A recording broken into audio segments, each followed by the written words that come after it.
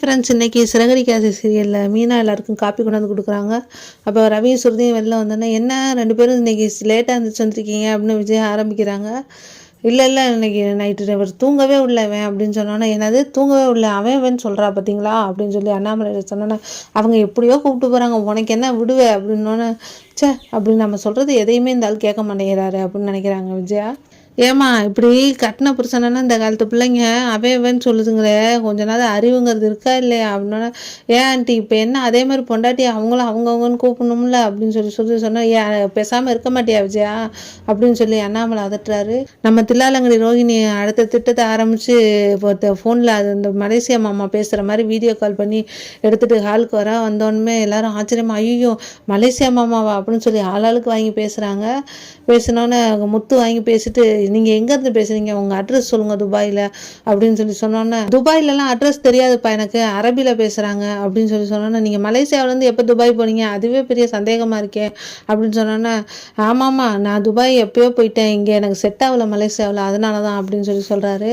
இதெல்லாம் நம்புகிற மாதிரியா இருக்குது அப்படின்னு சொல்லிலே ரோஹிணி வெடுக்குன்னு ஃபோனை பிடுங்கி, சரி விடுங்க எனக்கு வேலைக்கு நேரம் ஆகுது அப்படின்னு, சரிம்மா வச்சிரு அப்படின்னு சொல்லிட்டு வச்சுறாங்க. மீனா போய் நம்ம நினச்சது ரொம்ப தப்பு அப்படின்னு தெரியாமல் சொல்லிட்டேங்க, அவர் வரலங்க, இங்கே வேறு யாரையாவது நான் பார்த்துட்டு சொல்லியிருக்கேன், நீ தான் முட்டாள்தனமாக பேசிக்கிட்டு இருக்க, இப்போ இருக்க கம்ப்யூட்டர் காலத்தில் துபாயிலேருந்து நான் நிலாவிலேருந்தே இருக்கிற மாதிரி கூட எடுக்கலாம், ஃபோட்டோ எடுக்கலாம், வீடியோ எடுக்கலாம், நீ தெரியாமல் ஏன் பேசிகிட்டு இருக்க, இதெல்லாம் ஜிம் வேலை தான் அதெல்லாம் அப்படின்னு சொல்லி சொன்னோன்னே, நீ பேசாமல் இருமீனா, நான் என் ஃப்ரெண்டுங்கள்ட்ட சொல்லி நான் அந்த ஆளத்தை எங்கே பார்த்தாலும் இந்த ஃபோட்டோ அனுப்பி நான் சொல்கிறேன் எங்கே கிடச்சாலும் அப்படின்னு சொல்லி சொன்னோன்னே, ஐயோ வேணாங்க ஏதாவது பிரச்சனை வந்துடும், நான் ஒரு பிரச்சனையும் வராது, நீ தான் தெரியாமல் தெரியுற, நான் பாரு எப்படி இந்த ஆளை கண்டுபிடிக்கிறேன், இந்த பார்லரம்மா இந்த வீட்டுக்குள்ளே வந்ததுலேருந்தே எனக்கு ஒரு சந்தேகம் தான், எதையாவது ஒன்று மலேசியா மாமாங்குது, அப்புறம் மலேசியா மாமா துபாய்க்கு போயிட்டாருங்குது, எங்கள் அப்பா காசு அனுப்பிச்சுட்டாருங்குது, எதையாவது ஒன்று சொல்லி குழப்பி விட்டுக்கிட்டே இருக்குது, நான் பாரு கண்டிப்பாக இதை கண்டுபிடிச்சே தருவேன் அப்படின்னு சொல்லி சொல்கிறாரு முத்து.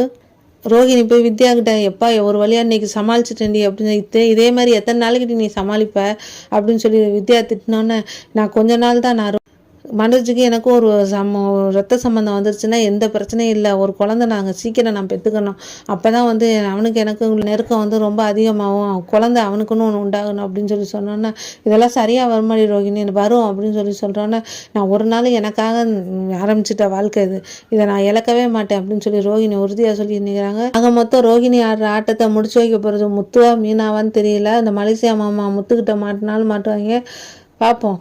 வீடியோ பிடிச்சிருந்தா சப்ஸ்கிரைப் பண்ணுங்கள். தேங்க்யூ.